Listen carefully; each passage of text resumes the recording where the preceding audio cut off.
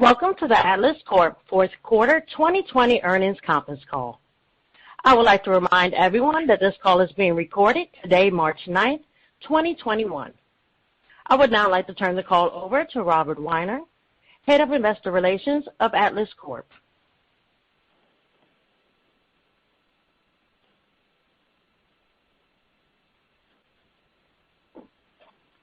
Thank you, and good morning, everyone. Thank you for joining us today to discuss Atlas Corp's fourth quarter 2020 earnings. We issued our earnings release last evening after market close. We will refer to our quarterly earnings release, accompanying earnings presentation, and supplemental documents today in this conference, which all can be found on the Investor Relations tab on our website, www.atlascorporation.com. On the call with me today are David Sokol, Chairman of the Board of Atlas Corp., Bing Chen, President and Chief Executive Officer of Atlas Corp., and Graham Talbot, Chief Financial Officer of Atlas Corp. Joining us on the call during the Q&A session are C-SPAN's Chief Commercial Officer, Peter Curtis, and C-SPAN's Chief Operational Officer, Torsten Peterson.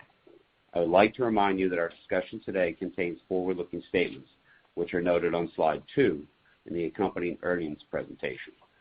Actual results may differ materially from those stated or implied due to risks and uncertainties associated with our business.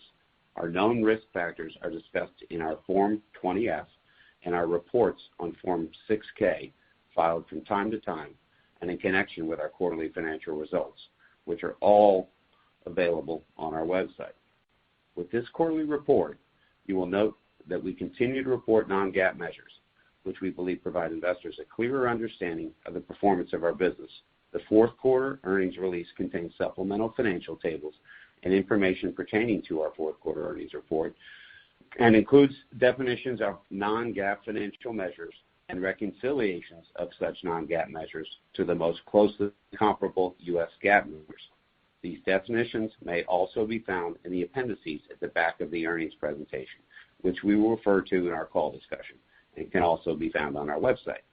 In addition, we have provided historical financial information through 2018, which are also available in the Q4 supplemental workbook on our website. Please turn to slide number 4. I am now pleased to turn the call over to Atlas Corp's Chairman of the Board, David Sokol.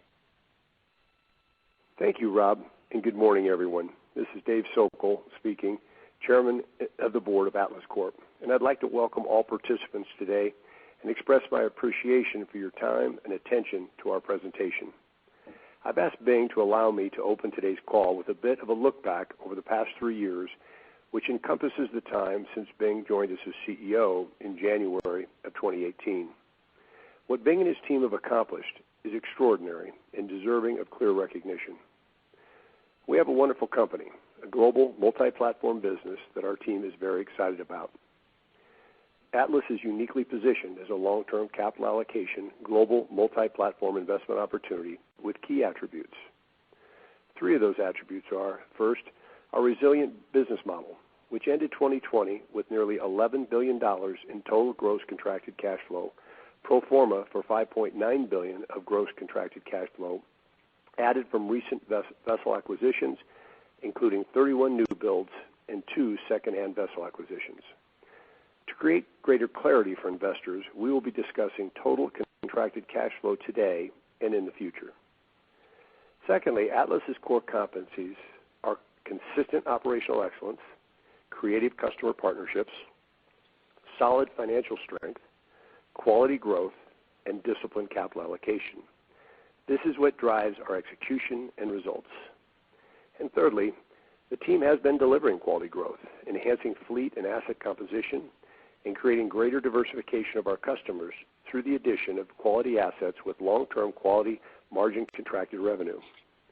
Our 2020 performance clearly depicts a divergence in Atlas's performance as compared to our peers, and even more broadly as benchmarked against other mid-cap investment opportunities.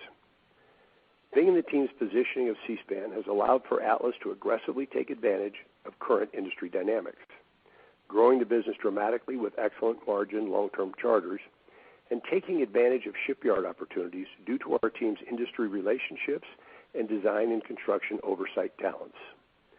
The container shipping industry dynamics were not meaningfully set back by COVID, and in some ways, COVID shined light upon the importance of our world's global container shipping efficiency.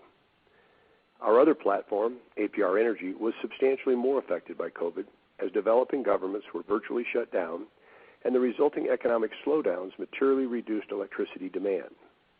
However, these delays should turn into opportunities when the global COVID pandemic is resolved. The 3-year performance you see on this slide, which depicts the management team's performance since 2017, shows strong growth in revenues, cash flow, and earnings, yet with little contribution from APR as it was only closed in February of 2020. This performance is reflective of processes, programs, strategies, and leadership that Bing and his teams have built and developed over the past 3 years.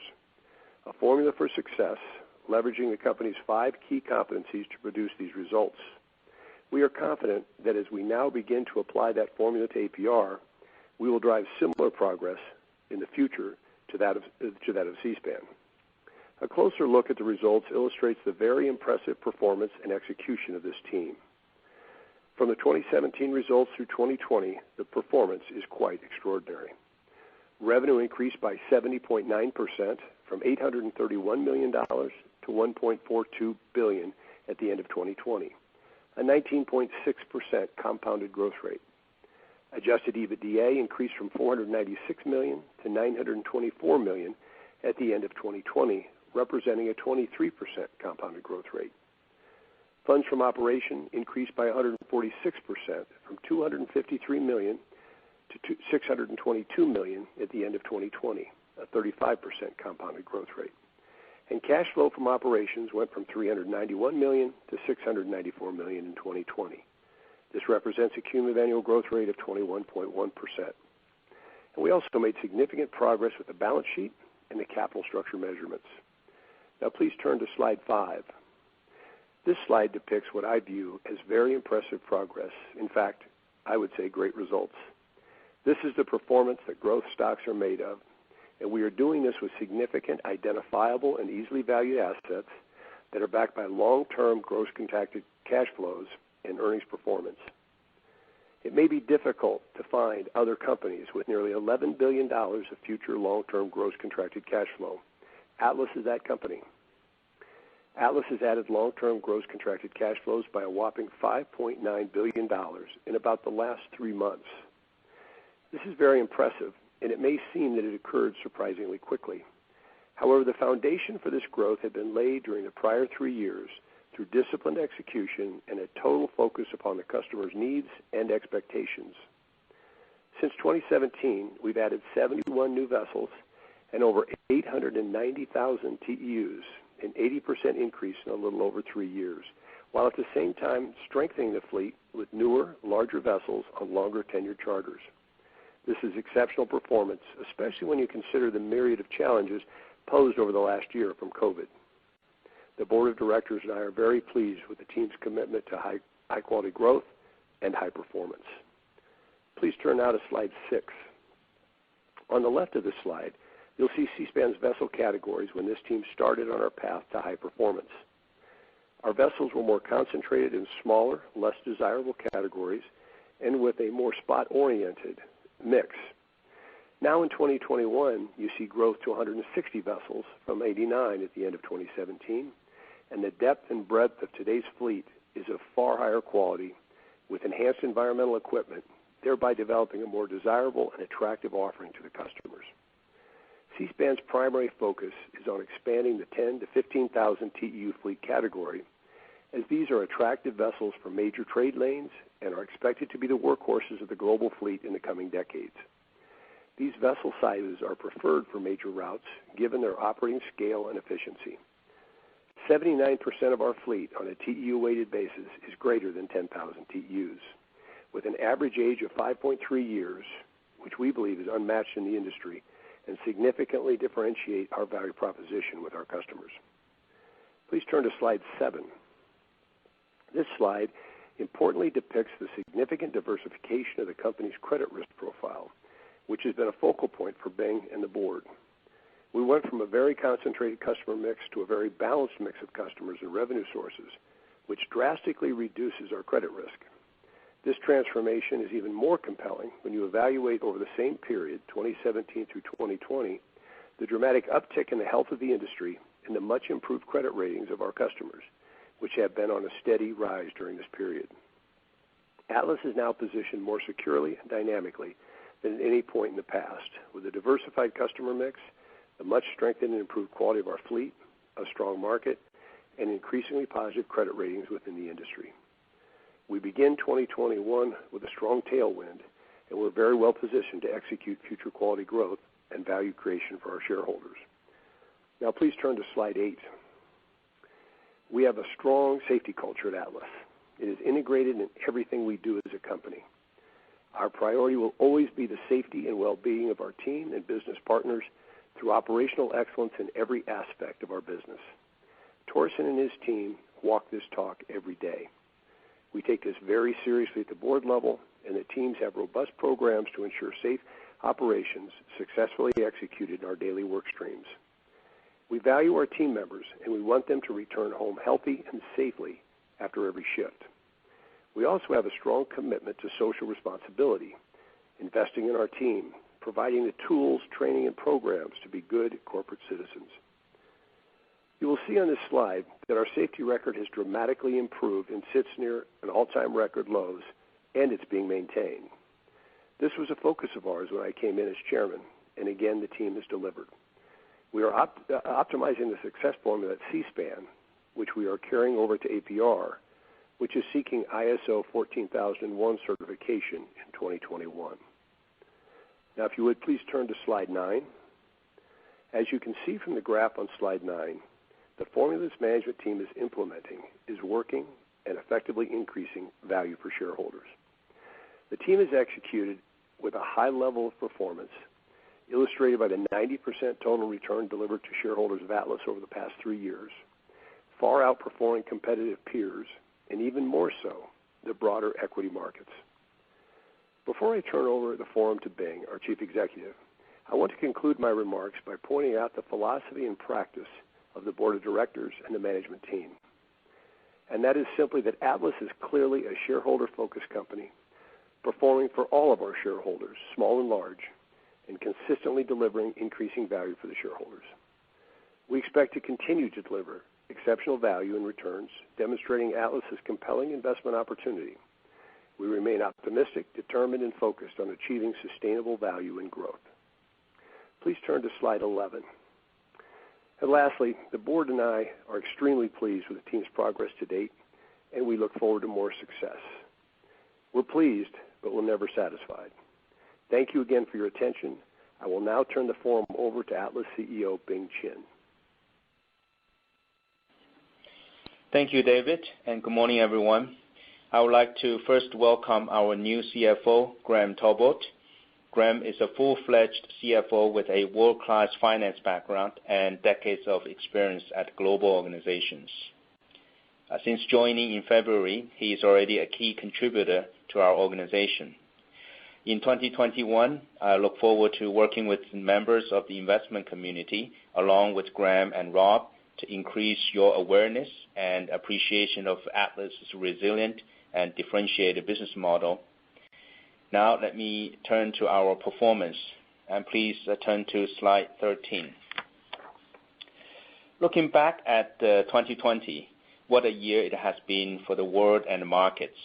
The pandemic, shutdowns, uncertainties, economic opportunities and consequences, and the volatility caused by it all.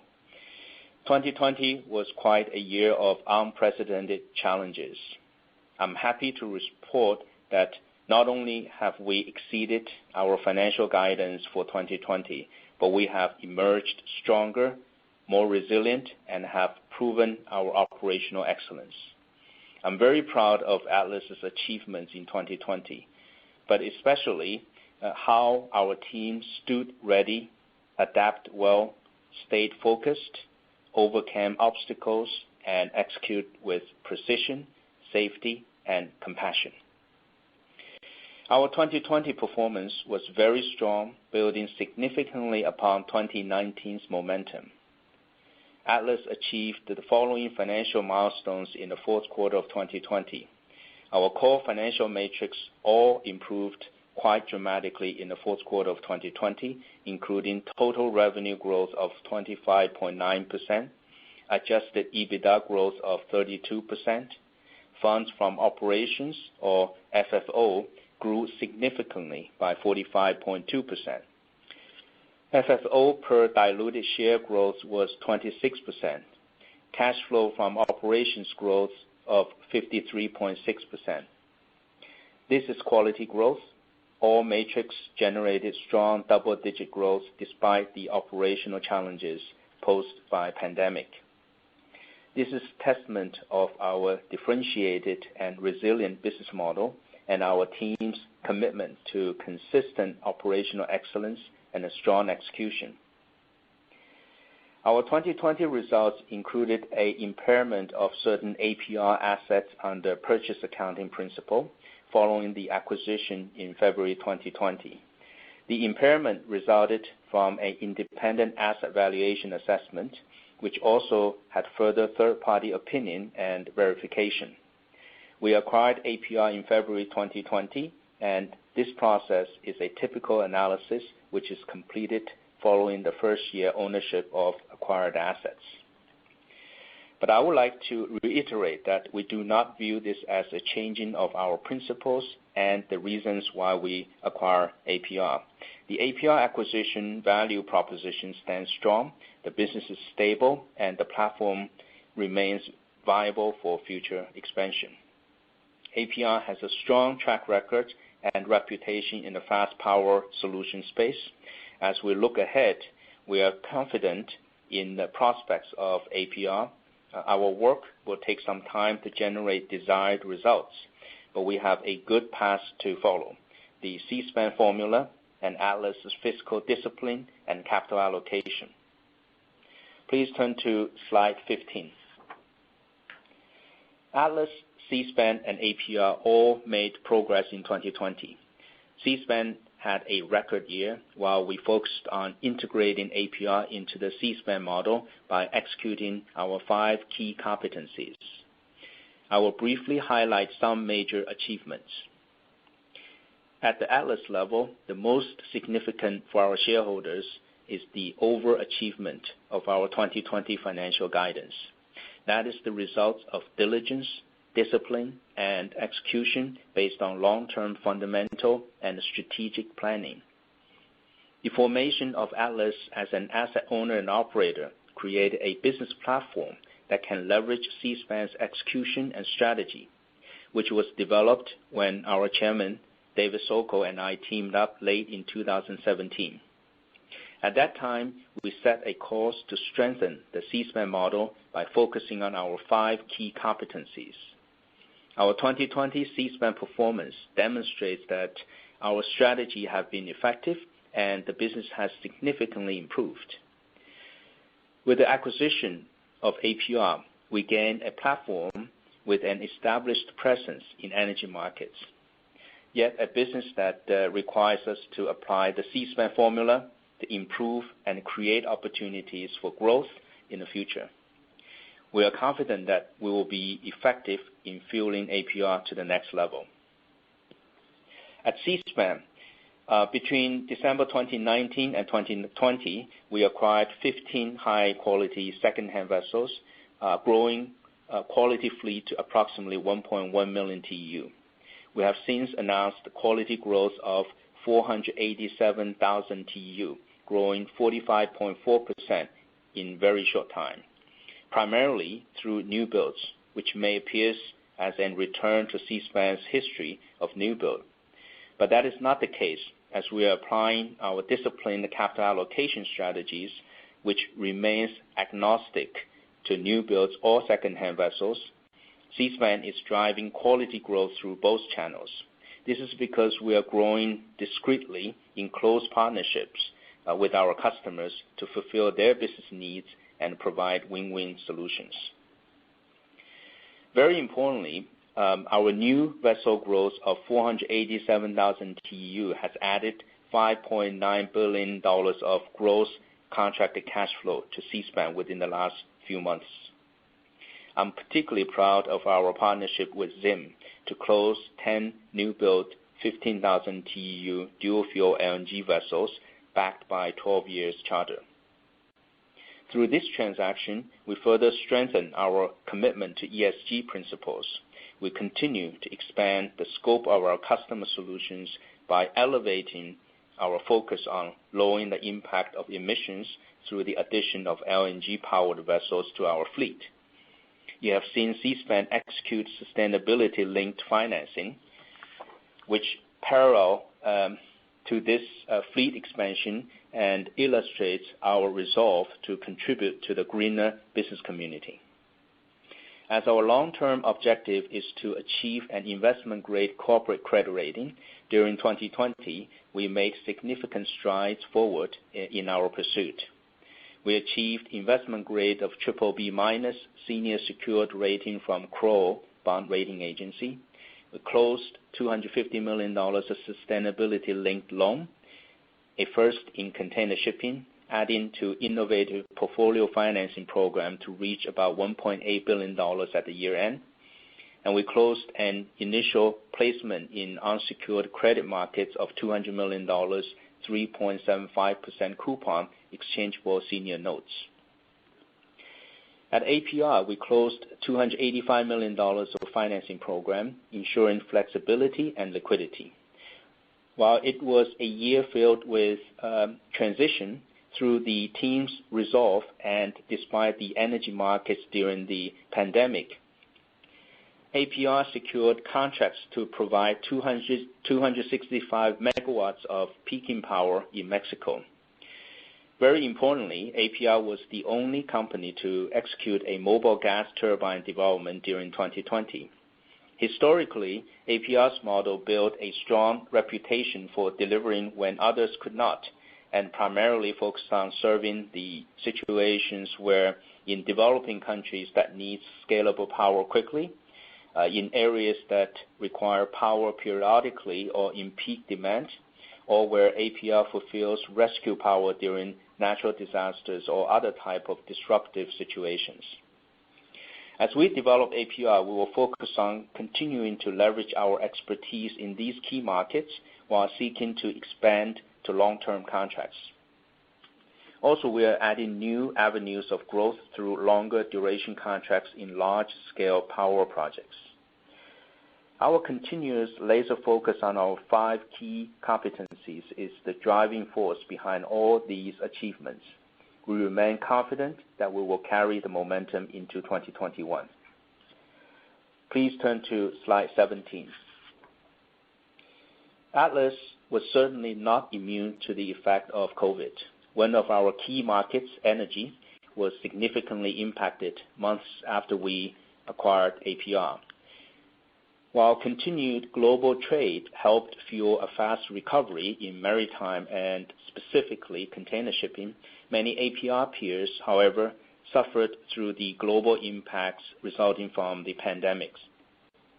Atlas and our shareholders benefited from our resilient and differentiated business model as our operational excellence delivered consistent and dependable financial performance throughout the entire year. Other businesses in our markets experienced great variability, less consistency and dependability, and for some in the energy markets, a significant decline in business activities. We stayed resilient and delivered. It is important to note the differentiation of our business model creates a high-quality investment profile compared to many in our markets.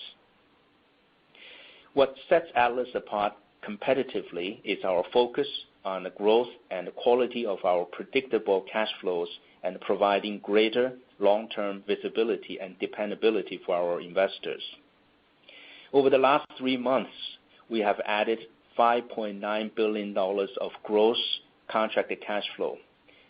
At 2020 year-end, more than 93% of Seaspan's 2021 revenue guidance at the midpoint is already contracted. That is a resilient and differentiated business model. We are increasing the quality of our assets, Compared to our peers, our fleet is younger, larger, and more sought after by our customers. We have the scalable operation, versatile fleet, and integrated platform to deliver best-in-class solutions that maximize value creation for our customers. We have the financial strength to create value in partnership with our customers, and we are focused on ESG principles to enrich our business model and to innovate positive changes within our industry. The attributes on this slide reiterate our competitive advantage and set our business model apart. Now, I'm excited to update you on our recent announcement.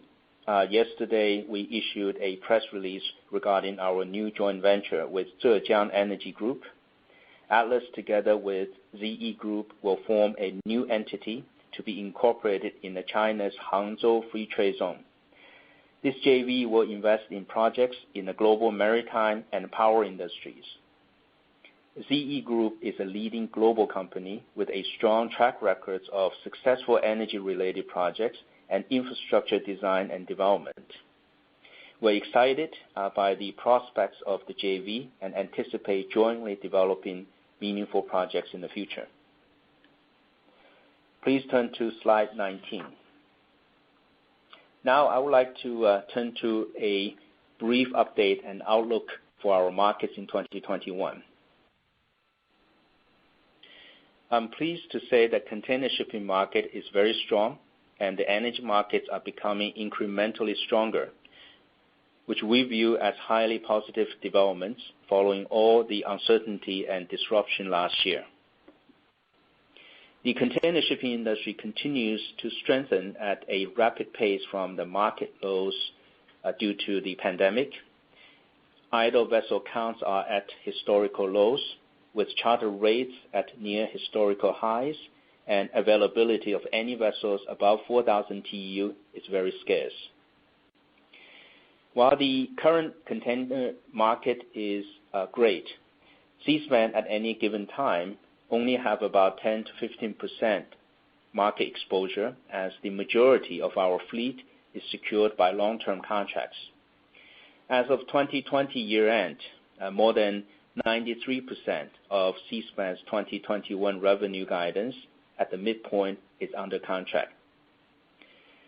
Yes, the current rate environment helped us to renew the contracts, but the resiliency of our model is not dependent on those upswings in the market. We remain optimistic about the strength in the rate and the global trade to achieve quality growth for Atlas. Today's balance of supply and demand is fundamentally stronger than it has been in the past. Global demand is expected to continue to rise this year with some catch-up due to the pandemic, but also forecast to continue in years to come. The health of market participants' balance sheets and liquidity have strengthened over the past years, and we are seeing greater sophistication and automation in the market. Technologies enabling decision-making, planning, and execution have been much more precise versus the past. This is great for the industry to achieve gains while adopting new green and emission reduction initiatives. You can see from this slide, the projection of a global recovery in 2021 is strong, with forecasted growth in the range of approximately 5 to 6%. This should support a continuing strong performance for Seaspan. We are confident that our focus at APR will produce incrementally positive outcomes and increase returns for our shareholders.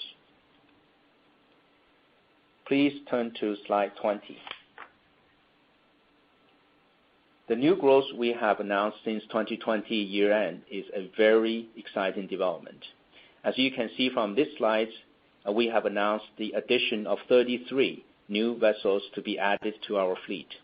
These new additions are in very attractive categories: 31 vessels in a 10 to 15,000 TEU category, a 59% increase, and 2 new ultra-modern 24,000 TEU vessels in ultra-large category, a new category for us, positioning us as the only full-spectrum TEU providers in the marketplace. What is most important is the $5.9 billion of long-term gross contracted cash flow that we have secured with these new vessels. This brings our total long-term gross contracted cash flow, as our chairman mentioned earlier, to $11 billion with an average duration of 6.5 years. You can also see that we are diversifying our revenue sources, particularly as a result of a growing partnership with ZIM. We have a well-diversified revenue base with very strong customers. This strong growth demonstrates the resilient and differentiated business model we enjoy at Atlas. That concludes my formal remarks, and I'm now pleased to turn the call over to Graham Talbot, our new CFO. Good morning, everyone. Firstly, I'd like to thank Bing for the warm welcome to Atlas. I look forward to working with you and Rob as we engage the investment community going forward. I'll begin my remarks by saying that I'm very excited to join the Atlas team. We have a very robust core business platform and a significant opportunity to continue to develop both our maritime and energy businesses as we simultaneously optimize the Atlas shared services model. Consistency is the best way to characterize our financial performance.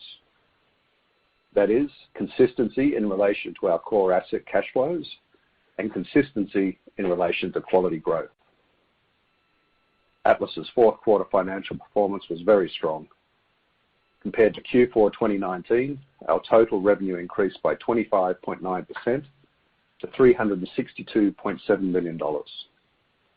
56% of the increase in revenue was due to the contribution from APR, while Seaspan's revenue increased 11.3% to $320.6 million, primarily due to the expansion of our fleet. The 32% year-over-year increase in adjusted EBITDA was driven by increased revenue, operating expense leverage, and lower than expected G&A in both Seaspan and APR. FFO increased by 45.2% as a result of the acquisition of APR and continued growth in Seaspan. We ended the year with over $770 million in liquidity and paid our 62nd consecutive dividend. Seaspan closed out the year with vessel utilization of 99.6%. That's pretty close to perfection, reflecting the very robust container shipping market coupled with operational excellence.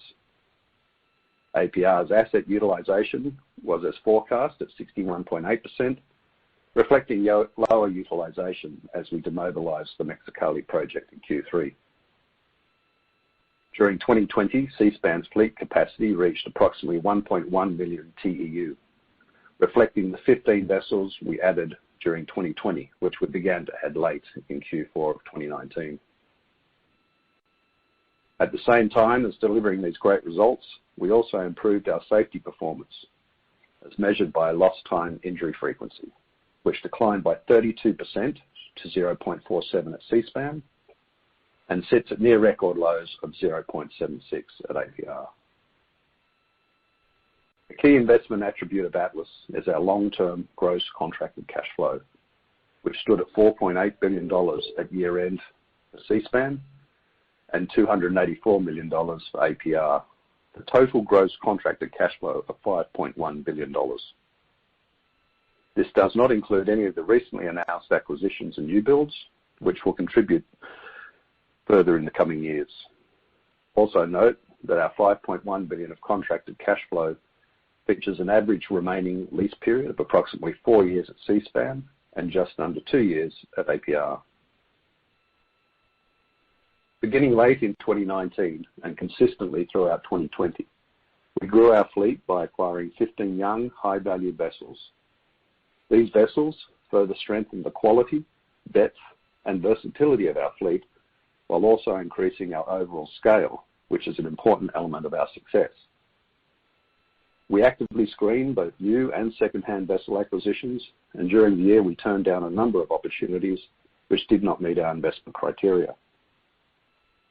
Each transaction that makes it through our screening has to be driven by customer needs and the creation of mutually economic solutions. Quality growth is a key distinguishing characteristic of our company, but investors should also take note and be assured by our strong financial and capital allocation discipline. Our investments, capital expenditures, and acquisitions are all governed by strict capital allocation disciplines which target, at a minimum, high single-digit unlevered returns, coupled with risk mitigation that we diligently adhere to every incremental investment dollar. Our ability to continuously deliver high-quality results and growth is not due to a single factor. It is a combination of many factors that provide a unique, full-cycle platform for the delivery of unmatched and timely customer solutions. These are distinguishing attributes which not only differentiates us from our market peers, but also many mid-cap equity investment choices in today's financial markets. Atlas closed out 2020 with continued strong performance, delivering value for our customers, business partners, shareholders, and employees. While I'm new to the company, I must point out that I find our team's commitment and day-to-day performance gratifying and inspiring, which gives me confidence in our ability to sustain our high performance. Please turn to slide number 23. Now we will turn to the full-year financial performance for 2020. Again, as an outsider coming in, the growth has been stunning to me. Many regard the sector as cyclical and driven by external factors outside of management control. It's clear from our 2020 revenue growth of 25.6% that this is not true. Needless to say, 2020 has set a benchmark for the organisation going forward. Highlights for Atlas full year 2020 performance include revenue growth of 25.6% compared to 2019, reaching a record of $1.421 billion. FFO growth of 65.8% to a record of $622.3 million. FFO per diluted share growth of 45% to $2.48, and adjusted EBITDA growth of 29.3% to a record of $923.8 million. As you've seen from our recent news, together with our customers, we've been working on new build opportunities which have resulted in over 31 new build vessels under contract. Yet we continue to have secondary market opportunities as well. As being mentioned, we have added $5.9 billion of gross contracted cash flows with industry-leading customers. This brings our total long-term gross contracted cash flow to $11 billion, and with a total fleet average charter duration of 6.5 years. This is a fantastic accomplishment. Please turn to slide number 24. Now looking at our liquidity and balance sheet. We strengthened our liquidity by 64.1% during 2020 to $771.3 million at year-end. In APR, we conducted an extensive third-party asset value assessment, which resulted in an impairment of $117.9 million. A number of factors drove the change, including the continuing impact of lower power demand globally, which is increasingly affecting the market value of assets, our strategic decision to progressively exit the diesel power generation market due to our ESG principles, and finally, the consolidation and streamlining of warehousing facilities in Jacksonville. The lack of a rebound in new projects within the overall energy markets, primarily, in our view, associated with COVID, has lasted longer than many are anticipated and has resulted in restraints on new capital commitments, which we see continuing. While never desirable, the reduction in asset values are primarily associated with legacy technologies and fuel sources that do not represent where we plan to take the business in the future. In 2020, the team completed several progressive financings, including a $250 million sustainability-linked loan, which is added to our portfolio financing program, both which are firsts for the container shipping industry. This takes our facility up to approximately $1.8 billion at year-end. This is an important step aligning our capital structure to green, sustainability-linked financial incentives. This is a key focus area for us, and is linked to our ESG initiatives, which you'll hear more about at our upcoming Investor Day. Seaspan achieved an investment-grade BBB- senior secured rating from Kroll Bond Rating in relation to our portfolio financing program.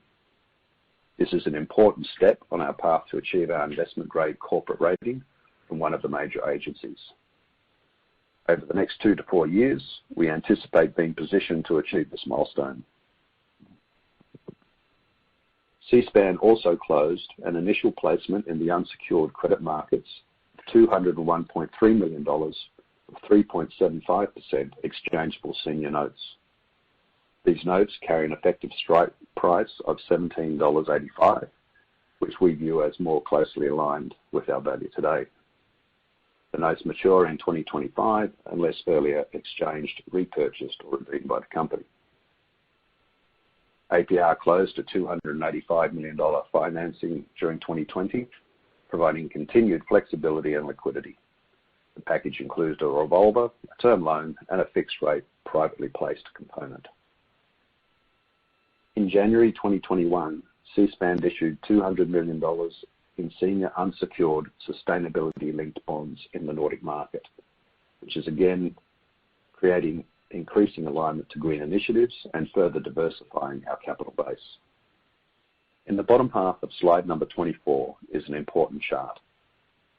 As the new management team and board came together in mid to late 2017, the team here views 2018 as the starting point for measurement of our progress and performance. And when you look at this chart, you see growth of 38 vessels, while at the same time you see an increase of 9 unencumbered vessels with very high sustained utilization, flat debt to assets, and all with a 1.1 times improvement of the net debt to EBITDA ratio. This is excellent performance. In summary, our balance sheet is strong, and we have increasing capacity and access in the capital markets. Going forward, we'll continue to actively manage our capital structure to fuel growth and optimize our cost of capital as we progress towards an investment-grade corporate rating. Although we upgraded our guidance twice during the year, our final performance was either above guidance or within the communicated ranges. This demonstrates the high degree of consistency and transparency in our performance, which we continually strive to deliver. We are proud to have delivered these results for our shareholders and remain focused on continuing to execute efficiently, effectively, and with high performance, utilizing our 5 key competencies to guide our progress. Now I'll look at our initial 2021 financial guidance. Please turn to slide number 26. With a very strong 2020 performance now behind us, we are initiating our 2021 financial guidance today. It is important to note that more than 93% of Seaspan's 2021 revenue guidance at the midpoint is under contract as of 2020 year-end, and the majority of APR's forecasted revenue anticipated in 2021. This creates very strong visibility, dependability, and consistency of our cash flows, which typically is awarded higher multiples and valuation by investors. Our guidance for the full year 2021 is as follows. Revenues in the range of $1.325 to $1.355 billion for Seaspan and $180 to $205 million for APR. Operating expense of $276 to $290 million for Seaspan and $35 to $37 million for APR. G&A expense of $41 to $46 million for Seaspan and $45 to $47 million for APR. Operating lease expense of $144 to $152 million for Seaspan and $3 million for APR. Adjusted net EBITDA in the range of $839 to $874 million for Seaspan and $97 to $118 million for APR. The financial objectives for 2021 reflect continued significant progress.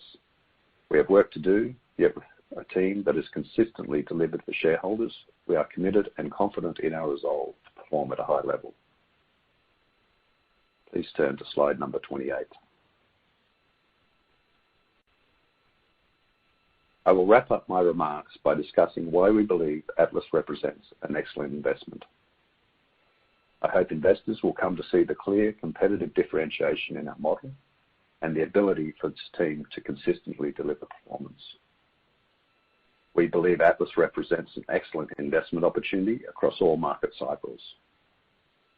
Our business model is resilient and consistent, with $11 billion of long-term gross contracted cash flows and an average charter duration remaining of approximately 6.5 years. We have proven the power of our 5 key competencies to develop Atlas into an increasingly differentiated, best-in-class business solution provider. Our financial position is strong, with increasing liquidity and access to capital, and our focus on delivering solutions for our customers will continue to drive quality growth. These are key investment attributes which are unique to Atlas and offer investors significant opportunity to partner with an industry leader. While 2020 was a very challenging year for all of us, the team at Atlas persevered, as being mentioned, and delivered excellent performance. I'm very honored to join the team, and I look forward to continuing to build the business and stay in front of our competition. Operator, we would now like to open the line to questions. Thank you. Thank you. To ask a question, you will need to press star then 1 on your telephone. To withdraw your question, please press the pound key. Our first question comes from the line of Randy Giveans with Jefferies. Your line is now open. Howdy, gentlemen. How's it going? Good, thanks, Randy. Good. So I guess first question, it's been a while since C-SPAN or Atlas ordered numerous new buildings. So I guess around that, why so many, maybe so quickly, and what kind of return should we expect on these time charters? Are they that much better than some secondhand acquisitions, or why such the preference on new buildings? Hey, good morning, Randy. This is Ben. I'll try to answer your question. Yes, I think you see the numbers of new order came quite intense over the past 3 months, but this has actually been working quite over a period of time with our global liner customers. This is really a situation where it's driven by the customer demand.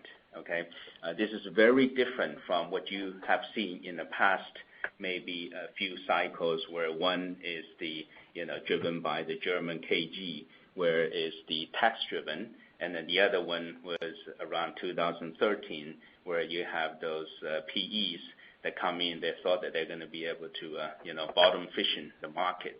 Those are primarily driven not by the demand side, rather it's by the speculation. This time around, these new builds are driven by the fundamental change in the container shipping market, where today, our liner customers are very disciplined. The market is very consolidated. Liner companies are looking for quality of service instead of prior. They're looking for more of a market share. So the market fundamental is different. These new builds were driven by our customers, and also these new build vessels, as we noted, they are all 12,000, 15,000 TEU, and 24,000 TEU. These are the young, large, fuel-efficient vessels that is very versatile, and they represent the best assets in this industry.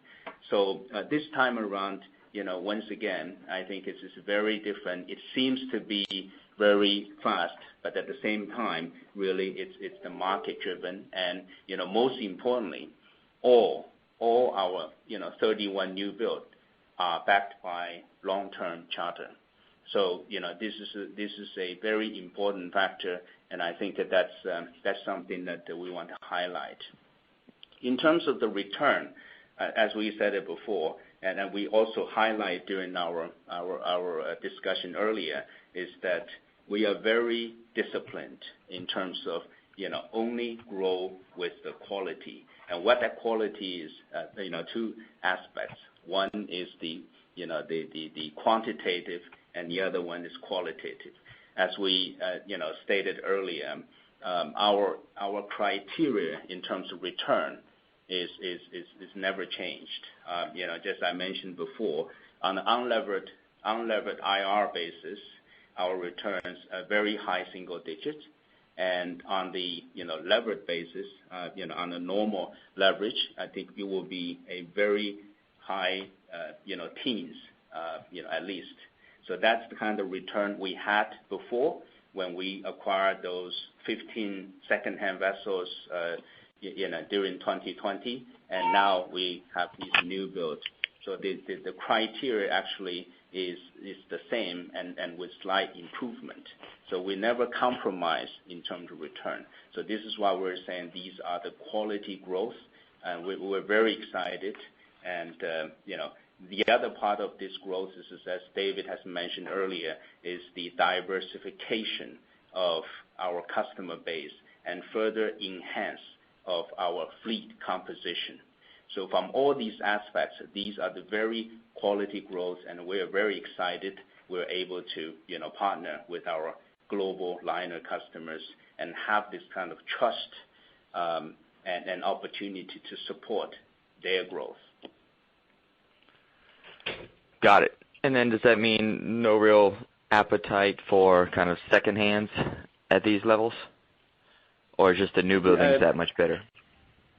Yeah, once again, as you might be aware, that also at the same time, I think about a week ago, we also acquired two 15,000 TEU second-hand vessels that's about 1 year old. And those are the vessels is also under the long-term contract with the customer. So you're actually asking a very good question, is that we actually are looking at we do not differentiate or discriminating whether it's a new build or second-hand. Rather, we're looking at our customer needs. We're looking at the returns. We're looking at the asset, how that fits into the overall the fleet strategy, and how we're going to get the best assets that has the highest residual value. So that's the criteria, is just to name a few, that how we decide to deploy the capital. And again, looking forward, we will continue to evaluate those attractive investment opportunities as long as that brings that kind of return, enhance our fleet, and meets our customer requirement. Again, all these growth is primarily driven by our customer, not driven by any speculation. Right. Okay, and then lastly for me, you just mentioned kind of deploying capital. So on the financing side, what's the total CapEx for these 33 vessels, and how are you going to finance the acquisitions from a debt equity split? And then lastly, in terms of the dividend, any plans for possibly growing it with the new build orders? So good question. Thanks, Randy. I think I'd probably start answering that by saying that the balance sheet's very much managed in the same way as we manage our vessels. So very active management, continuous optimization, and continuous innovation. So whenever we look at any of these transactions, a core part of the capital allocation process is to look at our long-term liquidity, and we also often have non-binding term sheets associated with each of the deals that we look at. So it's not really an issue of how do we get the capital, it's how do we get the right capital, and then how does it fit into our longer-term capital structure to optimize both growth capacity but also cost. So when we look at this new build program, we've got a range of different options, and I'd say there's a bottoms-up view of how we sort of can finance those with the regular tools and instruments that we use. But then there's the top-down layer as well, which is where we look at our longer-term capital strategy, where we have to sort of think outside the box a bit. And we've demonstrated that in the past with some of the more innovative financings, and I think we're going to be continuing to look at how we can learn from other industries, other sectors, and how we optimize both debt and equity going forward. So at the moment, all of these new builds are forecast into our cash flows, and that is keeping us well within our covenants that we have with all our existing financing partners, and we're very comfortable. So it's really around optimization rather than obtaining when we think of financing these vessels. Okay, and in terms of total CapEx? I don't have the number off the top of my head at the moment, Randy. I can get it back to you, though. Sounds good. I'll turn it over from there. Looking forward to the Investor Day. Thank you. Thanks, Randy. Thank you. Our next question comes from the line of Sadie Chalman with BMO Capital Markets. Your line is now open. Thank you. Good morning. First, maybe congratulations on really great results in the last few years. And my question is kind of a little bit of follow-up from the previous question. What would the pro forma leverage look like once you kind of have these 31 new build in 2 years into the cash flow? Hi, Thaddeus. It's Graham. A very good question, and something that we obviously spend a bit of time looking at as well as we model all of this out. At the sort of outturn of this on delivery, we're looking at just around 60%. We have an internal hurdle rate of 65, which relates to some of our covenants, but that's where it's at. And as Bing and I discussed, that's the forecast. So we know we are well within our covenant range on a forecast basis, but we've also got a few years of work to do on how we optimize that going forward. So okay, and okay, and then given that the nature of these assets are on a larger ships with longer duration in terms of cash flow commitment from the customer, does it are you inclined to maybe use more leverage because there's more contracted revenues, or you're going to stick to your kind of goal of improving financial leverage in the next few years? No, I think we'll definitely stick to the goal of improving our overall capital structure, and as we've mentioned a few times, getting to investment grade. That provides us with an additional depth and of capital for future growth, and also improvement around cost. So at this stage, there's no movement away from that direction. Okay, and one follow-up on the JV conversation. I think you mentioned some opportunities in the maritime industry. Would that be the same vertical you're in today, the container shipping, or are there other opportunities in that JV to maybe expand outside of that in the maritime industry? Yeah, good morning, Shalman. This is Bing Chen. I will try to answer that question. The JV that we have formulated is with the ZE Group, which is maybe I can give you just a quick overview of who is the Zhejiang Energy Group. This is a holding company with over 20 years of history.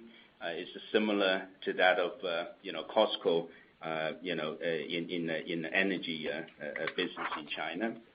This is a state-owned integrated energy company. They're mainly engaged in the power plant construction, power generation, natural gas development, power energy services, which includes the development, trading, and transportation of the petroleum, coal, natural gas, and energy services, including environmental protection technologies. So this is as I said, is a conglomerate that has a variety of the businesses. The entities that we're directly joint venture with is the TND Environmental Protection Company, and they actually focusing on areas of the air, water, and waste substance, and also noise and other type of pollution control. the areas that, because this is a service company within the ZE group that, as a power energy company, they need to, have the environmental improvement services, and that's what this company is focusing on. So that being the case, the areas that we can potentially, cooperate in with our JV partner through this joint venture is in the maritime, because they engage in the transportation through the maritime, or transportation of those natural gas, coal, the petroleum. Those are the areas that we could potentially cooperate in.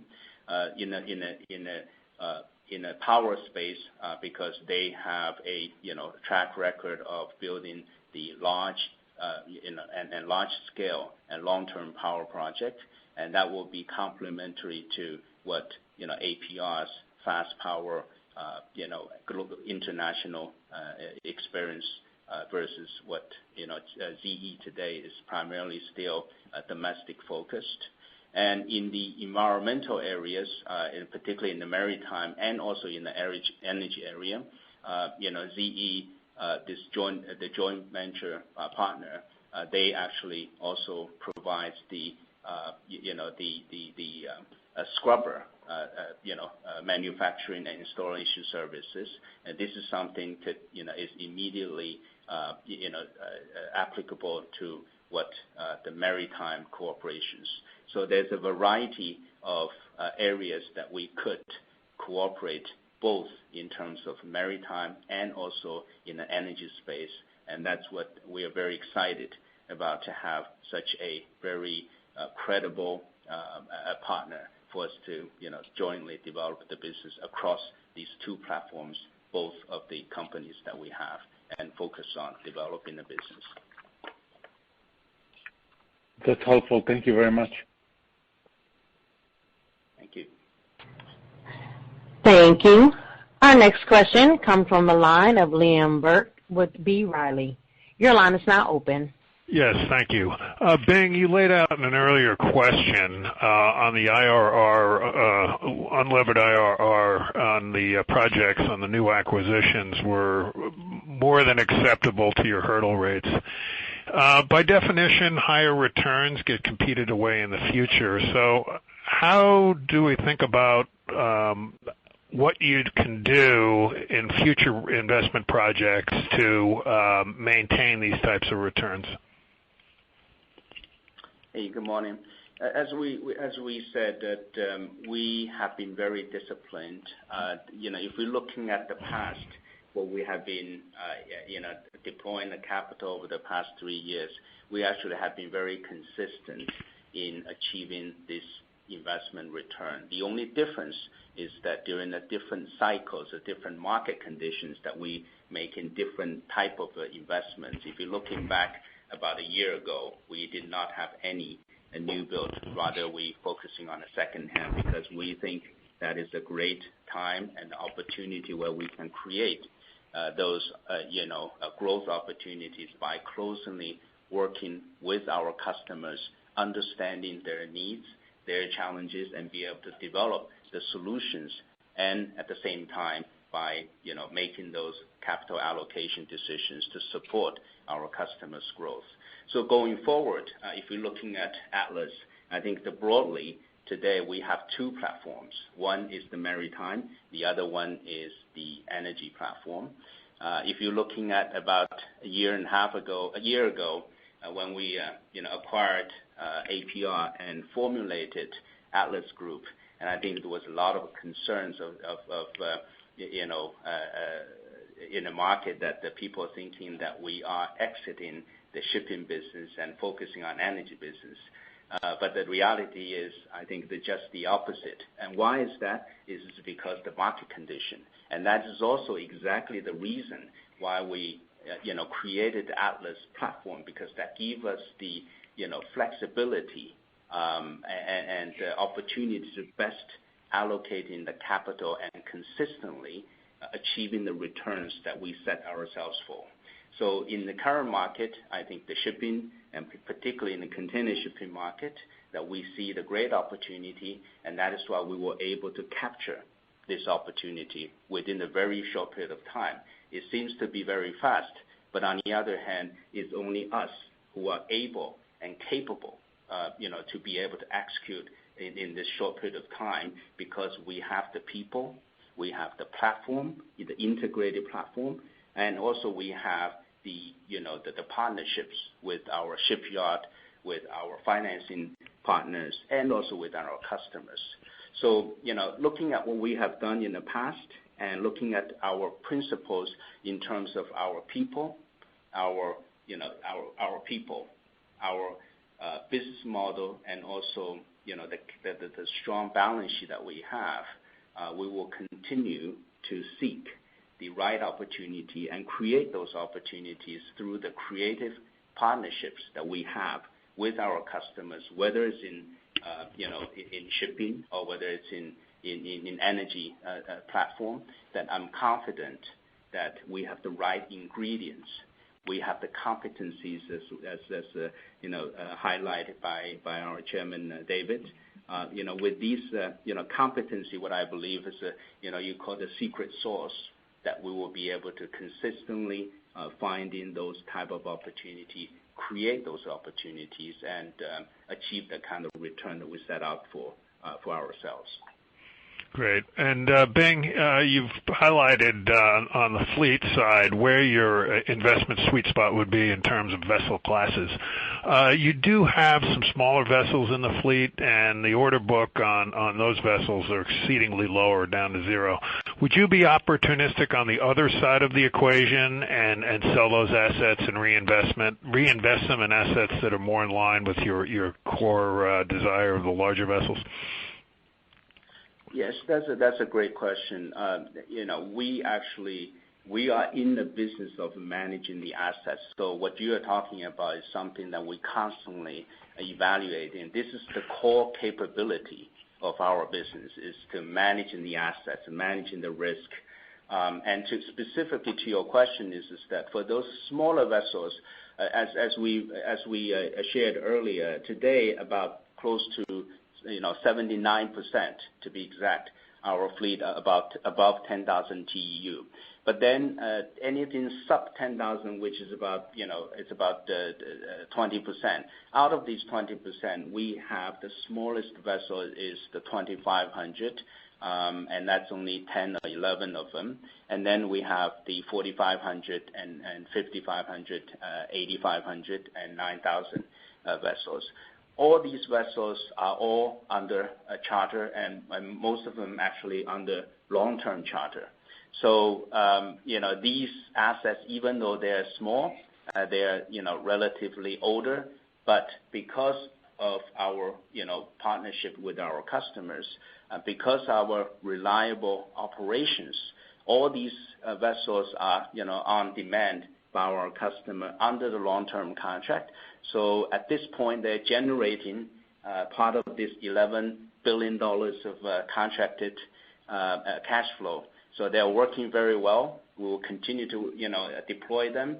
At the same time, we also continue to evaluate if and when there's right opportunity, when these vessels come off for free for, potential sales, that we will consider that. But this is something definitely we will be evaluating constantly.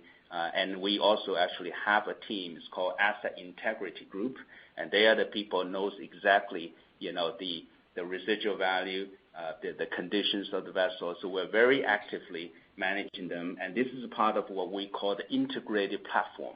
We manage the entire life cycle of these assets, and that's what we do, and that's what we do the best. Great. Thank you, Bing.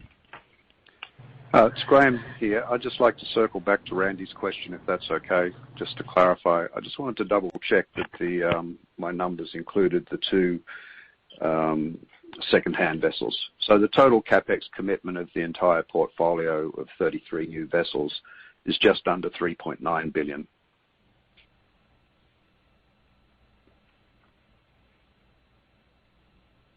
And we have $5.9 billion of contracted cash flow for this $3-some billion of investments. So you can understand the return of the invested capital.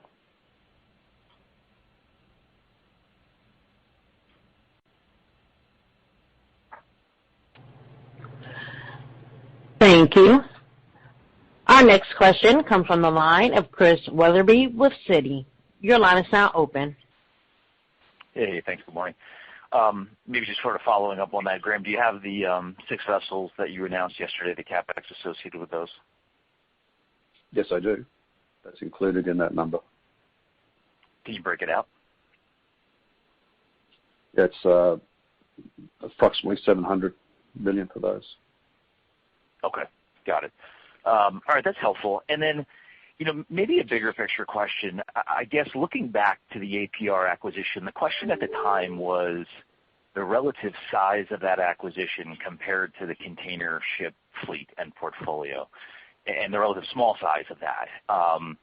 Flash forward more than a year, you've made some significant strides in building out the container ship portfolio, further minimizing the impact of APR on the total company. So when we think ahead, does it still make sense to treat this as a portfolio company with investments across a range of asset classes? Or because of this sort of overweight dynamic within the container ship, does it really kind of minimize the impact of something you do unless it's something significantly more dramatic in terms of size than APR? So, it was a little curious then. I guess I feel like it might even be more curious now. So I'm kind of curious how you think about this going forward. Is this something that you'll be considering in terms of doing deals outside of container ship, or are we kind of all in now in container ship? This is David. Actually, Chris, I think it's an excellent question. I think the importance of the, if you will, portfolio effect, particularly when you're talking about these types of assets, and frankly, just when you think about it, energy assets aren't a lot different than ships in many ways. I mean, the ships obviously move from place to place, and power plants usually don't. But I think the importance of having the different platforms, on one hand, the shipping industry right now, the relationships that C-SPAN has and that Bing and the team have created, we're in a very good part of that cycle. And the customer relationships and the demand for new vessels meeting changed environmental requirements, more efficient hull capabilities, et cetera, allow for that to be exploited right now. And the amazing thing is, when you look at the background of contracted cash flows there, that carries the whole company on a substantial growth platform for the next 3 to 4 years just by itself. Energy right now is in the kind of the downside of a cycle, if you will. There's an uncertain period. COVID has caused a lot of reduction in electricity demand, and you're in the middle of a global environmental transition regarding CO2 from a power plant emissions capability. In my view, and that's where I spent the bulk of my history, that's going to create enormous opportunity, but you have to wait for the right opportunities.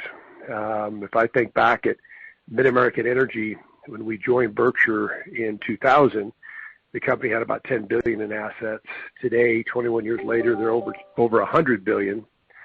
But that wasn't steady growth in each of the platforms, whether it was the pipeline platform, the U.S. utility platform, the foreign utility platform, or independent power. They all came in cycles and opportunistic cycles.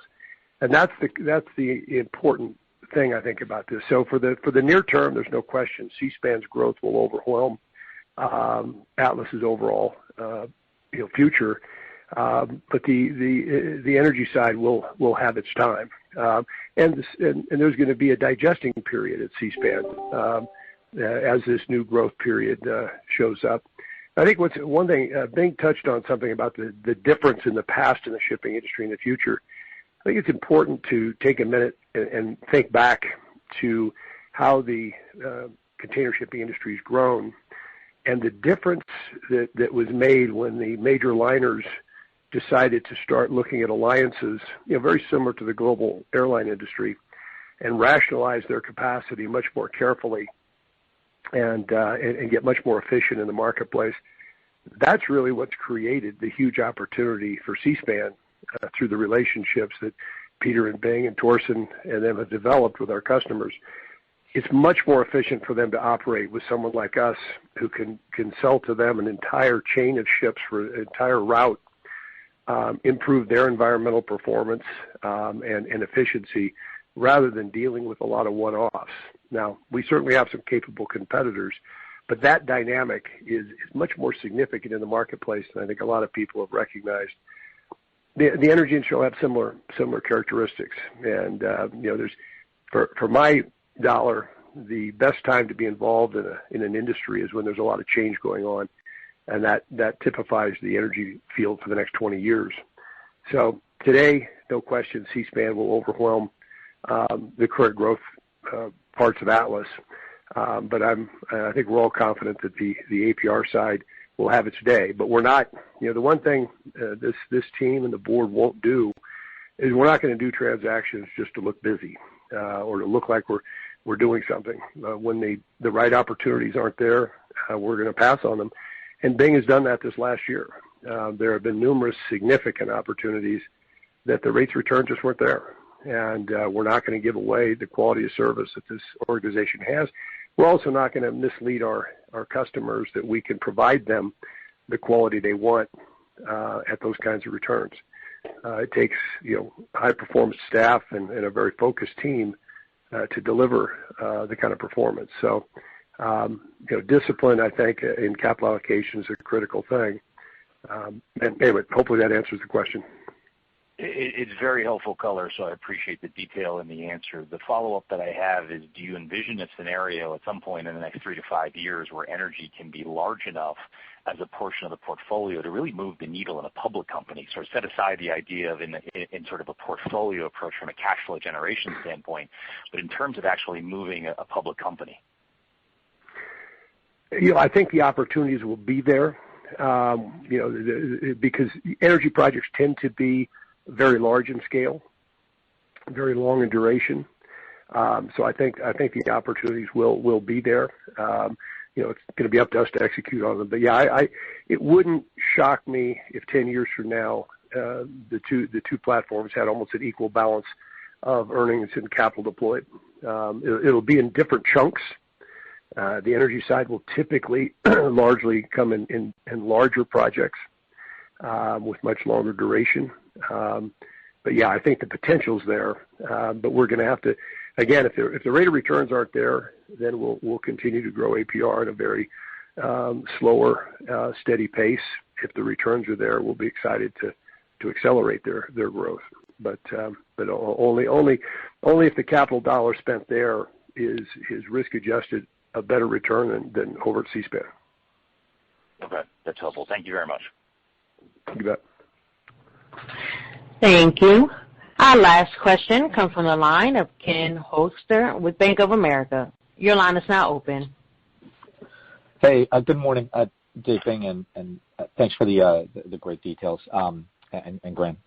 So you've been growing so rapidly on the container side. Just maybe a little bit of insight into what gives you the sign of peak of the market. What level of order book gets you concerned? And I guess I'm trying to dig into is the market just extremely tight right now, given the need to catch up on the inventories and where we are, and then once we recover, you could be in a scenario by 23 when these vessels start delivering that we're kind of now in a more of an overbuilt capacity, and you start seeing returns or reinvestment renewals start to decelerate. Yeah, good morning, Ken. I will answer your question, and my colleague Peter will be also, feel free to chime in. In terms of these new build right now, I think it's still, as I said it earlier, it's driven by the customer demand. If you're looking at the fundamentals of demand and supply, first of all, let's talk about the demand side. Demand side, today it's very disciplined, and disciplined in the sense that the market has gone through the paradigm shift in the sense that if you're looking at today, about 8-9 top 8-9 companies accounts for about 85-90% of the total market. So they're very much focusing on the quality of services versus before they're competing for the market share. On the demand side today, if we're looking at last year, even given the the pandemic of the closed down, the logistics limitation, everything, and also the year before 2019 was primarily a trade war rhetoric between the U.S. and China. I think for these 2 years, if you're looking at the demand side, the global container shipping, the volume last year was pretty much flat, over 2019, and 2019 actually was growth over 2018. So the global trade and the demand is there. If you're looking at the forecast in the next 2 to 3 years, I believe 2021 is supposed to be somewhere around 4 to 5%. 22 is about 3%, 23 about 2% according to the industry's forecast. The demand is there. On the other hand, the supply side, I think as you know, over the past at least 3 or 4 or 5 years, the order book has been in a historically low since I joined the industry about 3 years ago. And if you're looking at with all these new build today, I think that these new build today, first of all, they are filling in a segment which is the 15K that is rather new, because this is the most versatile in the sense that, as I said it earlier, the demand and also the size of the vessels both bring in both the advantage of the economic, environmental, and technology advance to the entire container shipping fleet. So that is like any other asset class. These are the best new developed assets, and therefore that was the driven of these new build, including the 24K, which is a completely new class, the ultra large vessels that I think for obvious reasons, because the cost per unit and for the specific trade route between Asia and Europe, this is the best assets. So if you're looking at behind of these kind of supply, the supply increase for a reason, because there's a justification for those supply, because there's a demand for there. So in our opinion, I think this is still a healthy development, because the industry, by the way, also every year should also have a certain percentage of the vessels should be retired, because they need to be replaced tonnage. And in today's environment, I don't think that there's any replacement tonnage that's been scrapped, because the very tight market. So if we're looking at demand and supply fundamentals so far, we've seen this is a healthy development. And from our perspective, for Seaspan's new build, as I said it earlier, all of these new build have been backed by long-term contract by these top global liners. So therefore, this is not something that we will be exposed to any kind of a market fluctuation, whether it's up or down, rather that we already have secured these long-term contracts. And this is, again, is the differentiation of our business model. So from this perspective, I think we think that current development is still healthy, and as market continue to evolve, we will have to, we are very disciplined, and we are very closely monitoring the development and working very closely with our customers in understanding what their business needs are. Once again, every investment and new build is driven by the demand of our customers. So, Bing, would you say the lessors are taking share from the liners? Is that pretty steady in terms of their contribution? And then what are your thoughts about Seaspan within the market itself versus the other lessor peers? Yeah, I think, if you're looking at what we have been able to achieve over the past few months, this is very good testament of, one is Seaspan's capability today. I think we have the unique platform that allows us to be able to execute such a very complicated new build project with our customer in different technology, different size within such a very short period of time. And this is one thing, as I joined the company about 3 years ago, I keep talking about that C-SPAN has the integrated platform.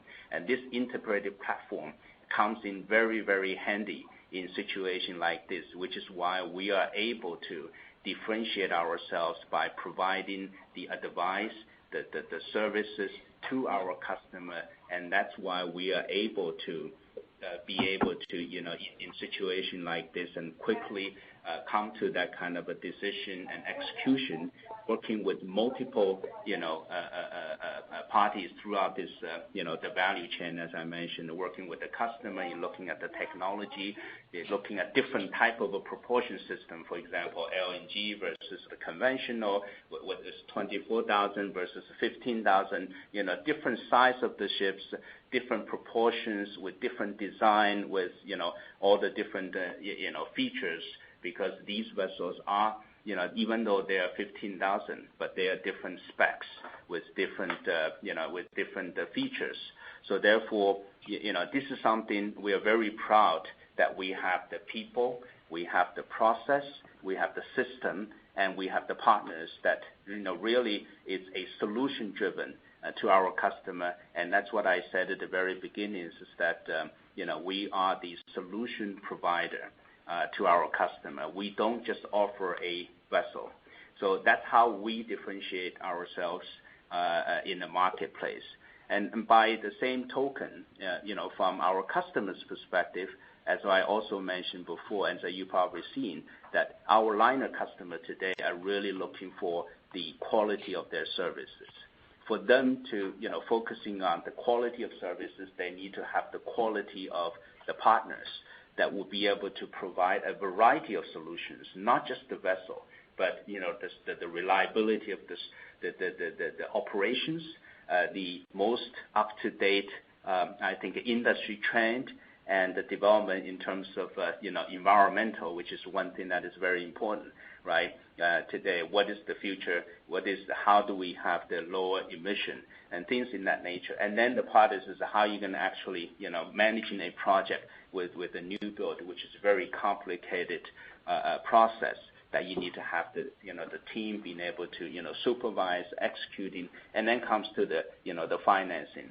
So from all these aspects, I think our customers are looking for a long-term partner who has the scale and who has the flexibility and who has the quality of the service to support them to grow their business. And the C-SPAN is built exactly for that. And that's what we've been spending the past 3 years and really focusing on these areas. And that's why we come to the moment like this, we were able to execute flawlessly. And that's something that our team has been very, very swift in delivering this type of service to our customer. Maybe I was trying to get a more simple answer, a numerical answer. Do you think the liners are taking more share?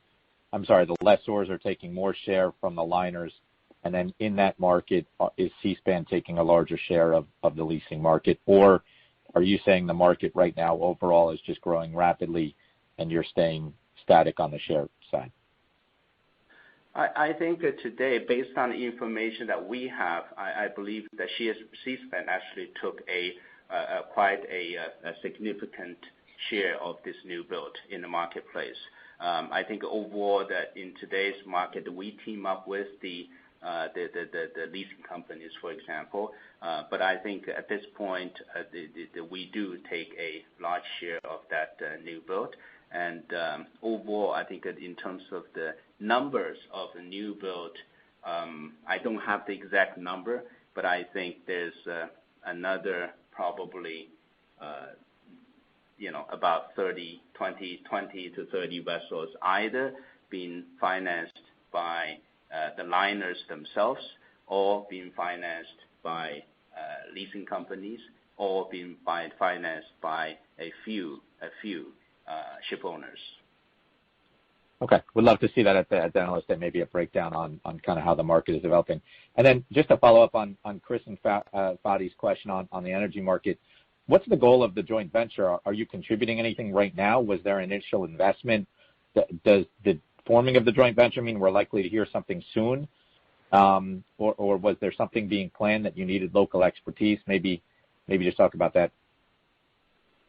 Yeah, the joint venture is a joint venture that is going to be based in China, Hangzhou, a special trading zone. The capital will be on on-call basis. It's going to be 50-50. We're going to be working with our joint venture partner in jointly developing opportunities in both maritime and energy projects, as I mentioned. Some of those, immediate projects, for example, in the shipping side, we are cooperating on, for example, the scrubber projects where, we have the needs and they can provide that service, and also looking at, shipping in general, in looking at, other type of shipping transportation other than container ships. On the energy side, I understood your answer from Fadi. I just wanted to understand, was there anything that's imminent in terms of the forming of the joint venture? Does that mean something is coming soon? And did you contribute anything up front? That just simply. Yeah, there are things. For example, we are looking at some power projects together because they're looking at some projects that we can jointly looking at those type of opportunities. But as a next step, we will have to right now we enter into the agreement. Then we also have to formally incorporate that joint venture. That's going to take several months to formally, create that joint venture. At the same time, we'll be jointly looking at opportunities in power and shipping space. Okay, so nothing imminent. It takes a while to form the JV process. And then the thoughts on my last one, just on APR utilization. What's built into the outlook there? Any significant change in post-Mexicali, the change in utilization for APR in 21? Yeah, the utilization is actually reflected in our 2021 financial forecast. And I think in terms of utilization, so far we have projected is similar to that of 2020. At the same time, team are working. We're strengthening our business development team. We're looking at different type of opportunities. The one thing that we want to be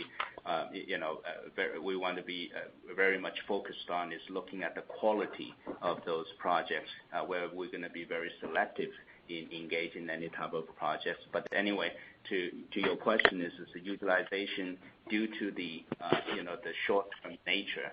The utilization it will not be the same as what you've seen at the C-SPAN, which we achieved over 99%.